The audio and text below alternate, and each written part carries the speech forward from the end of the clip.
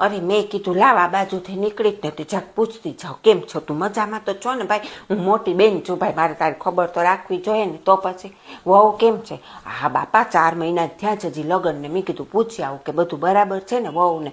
હા બેટા.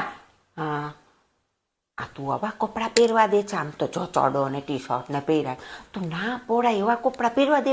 આ માસી આવે કેવું ખરાબ લાગે તો. અને હા બેટા ચા મૂક ને તો કહેજો, મોરી મૂક જે બાપા ઓલી વખતે ખબર ને પછી ડાયાબિટીસ વધી ગયું તું, મીઠી ચા પીવડાવી હતી 500 ડાયાબિટીસ થઈ ગયું, અત્યારે ભરતી કરવી પડી હતી બાપા, ના કરતી હો મીઠી ચા. હા અને હા હું શું કહું છું કે ડાય તો છે ને તો ભલે, અને આ બધા લવ મેરેજ હોય ને, આપણા ટાઈમે ક્યાં લવ મેરેજ એટલે કંઈ ભાન હતી, હવે બધા લવ મેરેજ જ કરે છે બોલ. અને આપણા ટાઈમે તો લવ હું એ જ નથી ભાનતા, તો હગાઈ લગ્ન કરી દેતા, અને લગ્ન પછી લવ ની ખબર પડે તો ઝઘડા ચાલુ થઈ જાય. આમાં લવ તો ઉડી જ જાય ક્યાંય આપણામાં તો. અને હવેની પેઢીને તો લવ મેરેજ જ, બસ લવ મેરેજ જ છે.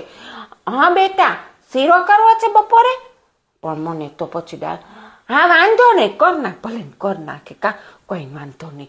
હા એ તો થોડું ઘણું ડાયાબિટીસ તો આમ તો થયા રાખે, વહુ કે તો ખાવું જોઈએ ને, તો વહુને એમ થાય માસીજી ખાધું નહીં, માસીજી ઓરી ચાબલા છે એમ કે તો. ના ના તું તાર કર હો બેટા. હા ડાય હોય તો બસ હો.